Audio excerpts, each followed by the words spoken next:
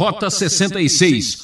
A fé sem obras está morta. A religião que se apresenta como prática rotineira de rituais, sem nenhuma realidade, é inaceitável para Deus.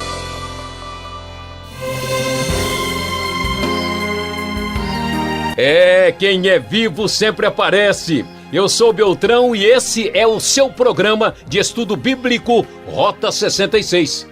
Estamos trilhando e explorando a carta de Tiago, uma das últimas cartas do Novo Testamento. E hoje o destaque vai para o capítulo 2.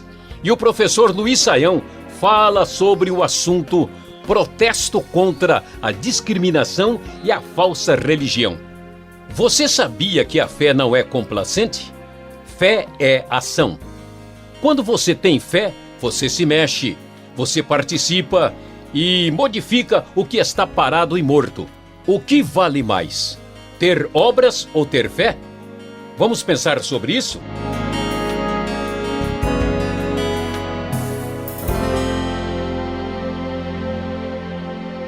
E hoje nós vamos estudar o capítulo de número 2 e o nosso assunto é muito interessante. Nós vamos falar sobre protesto contra a discriminação e a falsa religião. Começando a ler o texto, no primeiro versículo, de acordo com a NVI, nós vamos encontrar o seguinte: Meus irmãos, como crentes em nosso glorioso Senhor Jesus Cristo, não façam diferença entre as pessoas, tratando-as com parcialidade. Suponham que na reunião de vocês entre um homem com um anel de ouro e roupas finas e também entre um pobre com roupas velhas e sujas, se vocês derem atenção especial ao homem que está vestido com roupas finas e disserem: aqui está um lugar apropriado para o Senhor, mas disserem ao pobre: você fique em pé ali ou sente-se no chão junto ao estrado onde ponho os meus pés, não estarão fazendo discriminação, fazendo julgamentos com critérios errados? Vejam só que coisa surpreendente. Muitas vezes nós imaginamos que as coisas no tempo dos apóstolos, no tempo da igreja primitiva, era tudo muito melhor do que hoje. Mas parece que é verdade mesmo que o ser humano sempre tem problemas em qualquer época da história e os mesmos problemas se repetem. Então, nesta primeira comunidade cristã lá do primeiro século, da igreja primitiva, qual era a dificuldade? A dificuldade era tratar bem uma pessoa rica, de boa aparência, e tratar mal alguém que fosse pobre e que andasse com roupas não tão bonitas e atraentes. E então nós vemos Tiago, com muita razão, condenar a discriminação social que estava sendo feita por pessoas da igreja que não tinham sabedoria do capítulo 1 e nem estavam pautando o seu comportamento pela palavra. E o texto então diz: escuta, vamos pensar com seriedade sobre isso. Vamos raciocinar. Versículo 5 diz: não escolheu Deus os que são pobres aos olhos do mundo para serem ricos em fé e herdarem o reino que ele prometeu aos que o amam? Mas vocês têm desprezado o pobre. Não são os ricos que oprimem vocês? Não são eles os que os arrastam para os tribunais? Não são eles que difamam o bom nome que sobre vocês foi invocado? Se vocês de fato obedecerem à lei do reino encontrada na Escritura, que diz: ame o seu próximo como a si mesmo, estarão agindo corretamente. Mas se tratarem os outros com parcialidade, estarão cometendo pecado e serão condenados pela lei como transgressores. Para quem obedece a toda a lei, mas tropeça em apenas um ponto, torna-se culpado de quebrá-la inteiramente. Pois aquele que disse: não adulterarás, também disse: não matarás.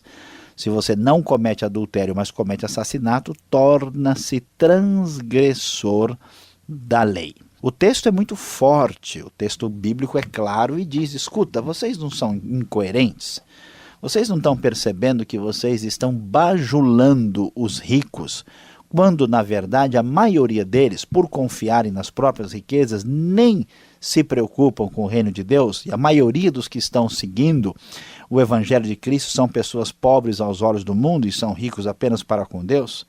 Vocês são presos pelos ricos, são eles que arrastam vocês para os tribunais, são eles que ridicularizam e difamam o bom nome, que é o nome de Cristo, que é uma referência ao que acontecia quando a pessoa era batizada no primeiro século.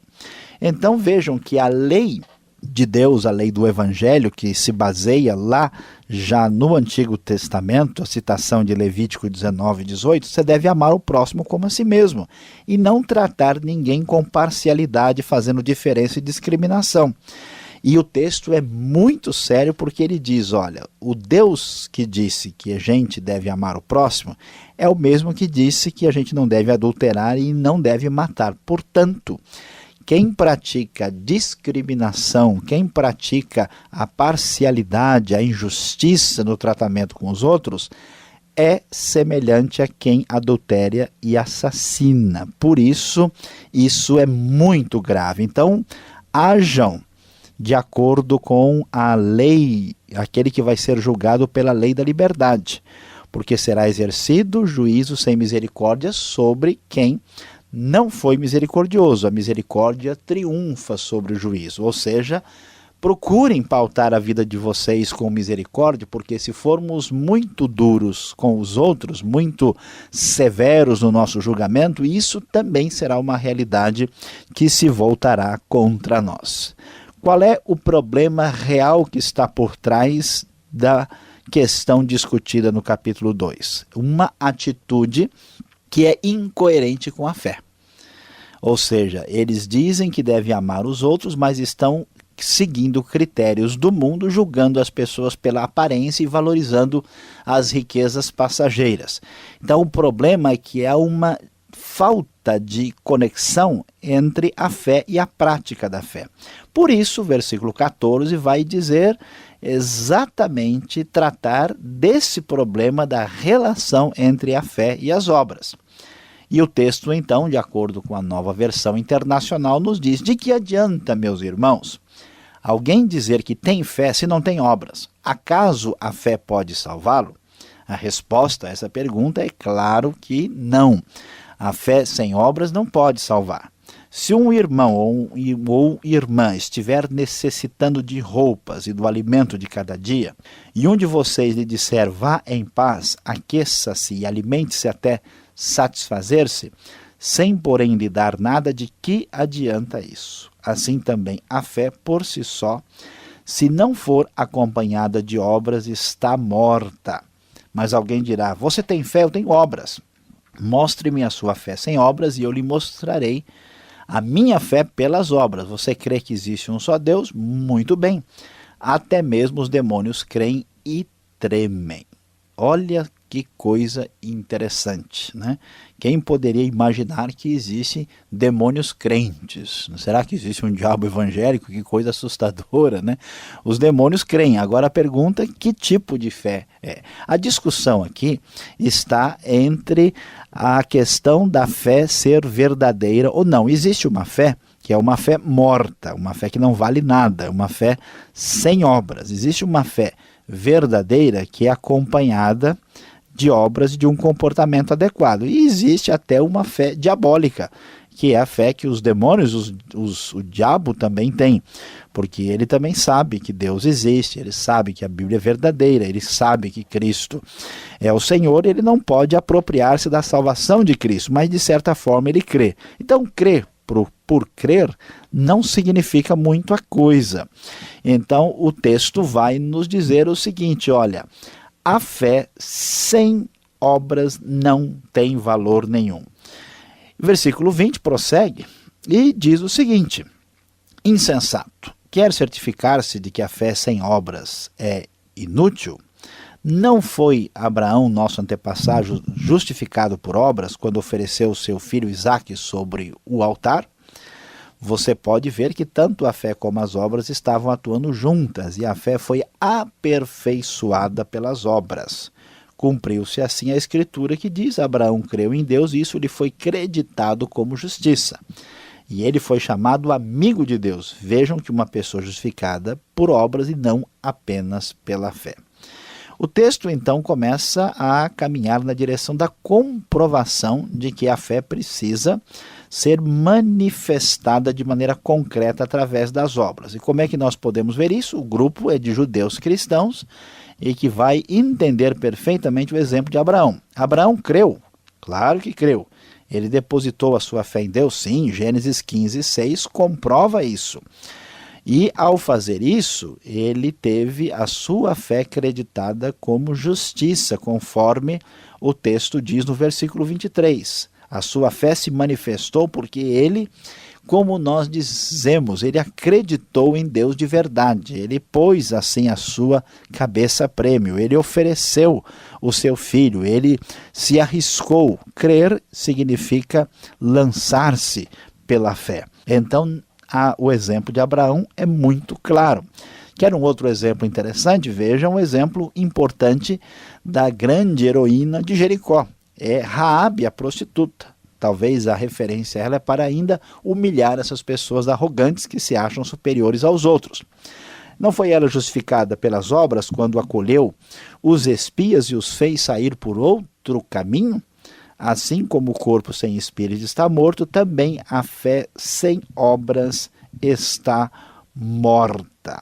Então, observe que a religião da boca para fora, a religião que se apresenta apenas como uma prática rotineira de rituais, sem nenhuma realidade, é inaceitável para Deus. E o que vamos perceber nesse capítulo 2 é que Tiago mostra um protesto divino forte contra a discriminação e a falsa religião que não se traduz em prática real. Portanto, bem claro o que o texto quer dizer para nós. A fé que não se manifesta concretamente não é fé coisa nenhuma. É engano, é falsa, não existe. Portanto, devemos prestar muita atenção para que a nossa vida não entre por esse caminho.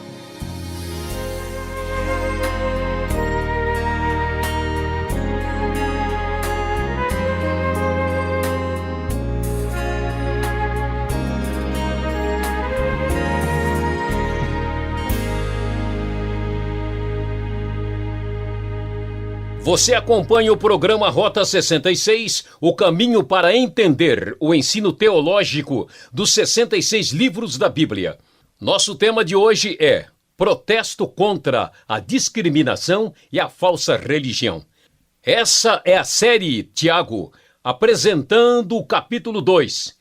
Rota 66, quem tem produção e apresentação de Luiz Saião, redação e participação Alberto Veríssimo e na locução Beltrão, realização Transmundial. E vem aí as perguntas e respostas. Qual é a sua dúvida?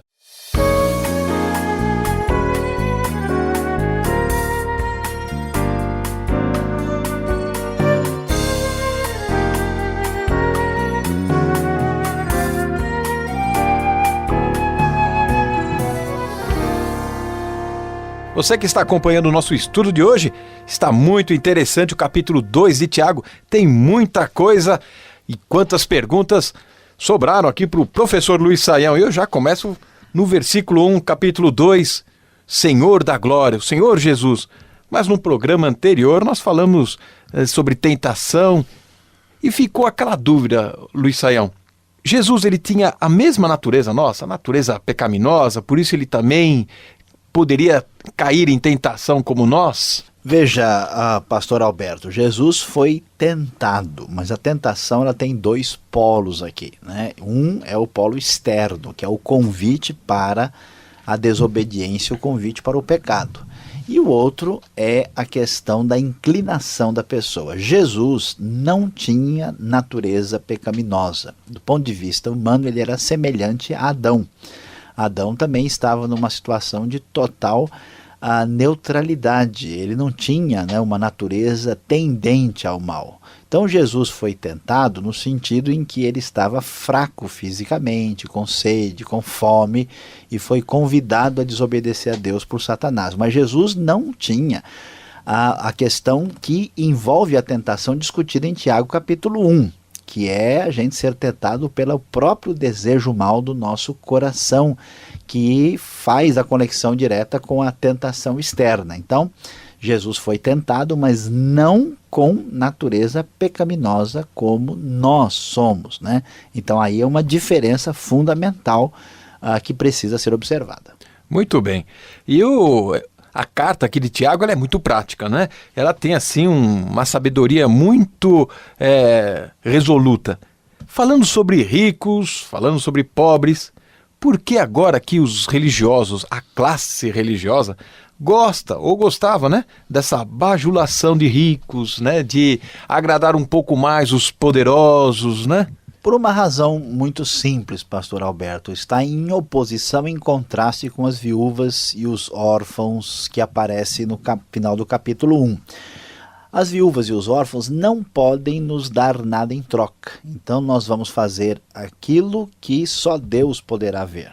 Quando a pessoa trata o rico de maneira bajuladora, né, de uma maneira interesseira, é porque os ricos poderão nos dar alguma coisa depois. Então a pessoa investe, né, no rico para com isso ter as segundas intenções e ter um retorno financeiro, um retorno absolutamente aqui nesse mundo. Então esse tipo de comportamento é pecado.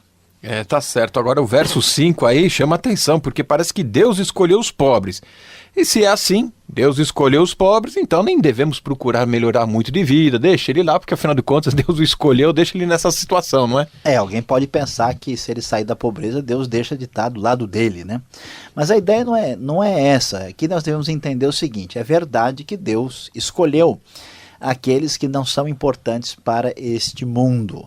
Então, a maior parte das pessoas que se voltam para Deus, muitas vezes não são as pessoas que estão numa situação assim muito boa do ponto de vista socioeconômico. Mas a questão não está aí, o problema está no orgulho humano.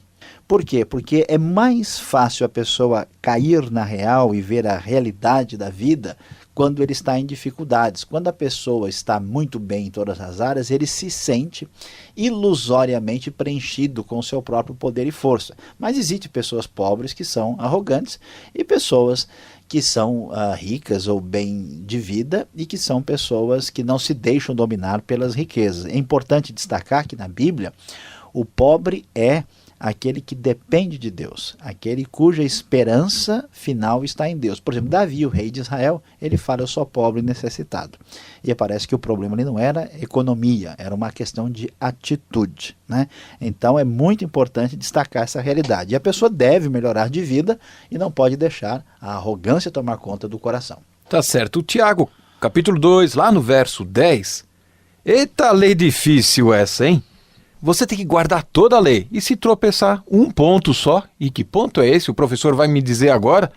Então a gente é culpado de tudo. Eu vejo aqui um efeito dominó, né? Eu fiz aquela fileira longa, uma pecinha que eu tropeço, que cai, pronto. Põe tudo a perder? Veja, a questão não é exatamente essa. Precisamos prestar atenção ao texto, saber do que ele está aqui querendo dizer. Ele está dizendo sobre a questão da pecaminosidade humana. Não é que se você cometer um pecado, você vai ser responsável por todos os pecados que você teria cometido e que os outros cometerem, vai pagar por eles. Não é uma ideia, né, de que não existe diferença entre um pecado e outro. A ideia é que para você ser qualificado como transgressor da lei, um só pecado é suficiente. É igual atravessar uma fronteira, né? Se eu vou, por exemplo, para o estado de Goiás, um pé, né, ou melhor, os dois pés dentro do estado de Goiás, eu estou dentro do estado de Goiás. Ali, né, não estou mais em Minas ou em São Paulo, qualquer lugar que seja. E eu estou ali. Então, uma vez que você transgrediu a lei, você está claramente definido como pecador e está debaixo do julgamento divino. Não significa que você é responsável por todos os pecados do mundo. Agora o versículo 19 do capítulo 2, aparece uma frase até bizarra, né? Os demônios creem, né? Parece que eles têm fé. E se for assim, se os demônios creem, têm fé, então eles podem se converter? Podemos fazer essa pergunta? A pergunta pode fazer, mas a resposta é negativa. Por quê? O demônio crê, mas essa fé diabólica, ela não traz salvação. O demônio crê porque ele tem convicção de que Deus é verdade, que Deus é o Senhor do universo, que Cristo é o Salvador. A diferença é que o demônio não pode se apropriar da salvação. A grande verdade é que os espíritos maus perderam a sua condição e perderam-na definitivamente. O homem foi levado a cair e é levado a sair do pecado. Os demônios não. Então não adianta tentar levar um espírito de luz à evolução, ou tentar fazer alguma espécie de apologética com alguma entidade espiritual, porque isso não funciona e isso não tem fundamento bíblico. Não há nenhuma expectativa de que esses seres possam se converter e aceitar a Cristo como Senhor e Salvador. Muito bem. Agora, Tiago capítulo 2, ele traz um tema assim de polêmico ou de controvérsia em toda a história da igreja cristã. Fé e obras. Se Romano diz que somos salvos pela fé, parece que Tiago está nos dizendo que precisamos das obras. E agora então? É excelente a colocação aqui e de fato parece que há uma contradição direta. Quando nós lemos Romanos 3:28 e comparamos com Tiago 2:24, nós vamos ver Romanos 3:28 falando que o homem é justificado pela fé independentemente das obras da lei. E em Tiago 2:24 o homem é justificado pelas obras e não somente pela fé. A diferença é que as obras de Romanos são as obras da lei, ou seja, a prática de preceitos do Velho Testamento que se imaginava que poderia trazer mérito e justificar a pessoa. E aqui a ideia é bem diferente. A fé verdadeira, ela não segue as obras da lei. É a fé que Abraão teve, que crê em Deus de tal forma semelhante ao que a gente faz no futebol.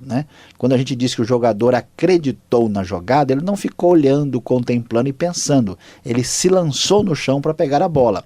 Quem crê em Cristo, ele deposita a sua fé na prática para fazer a vontade de Deus de Cristo. Então quem diz que crê e pratica o contrário, essa fé não existe, não é verdadeira, é uma fé falsa. Portanto, as obras da fé, decorrentes da fé, são necessárias porque elas comprovam que a fé é verdadeira. Agora, a prática de obras para merecer alguma coisa diante de Deus, quer seja do Velho Testamento ou não, está fora daquilo que o Novo Testamento nos ensina. Obrigado, Sayão, pela explicação. Você que está nos acompanhando o estudo, fique ligado mais um pouco. Vem agora a aplicação do estudo para você.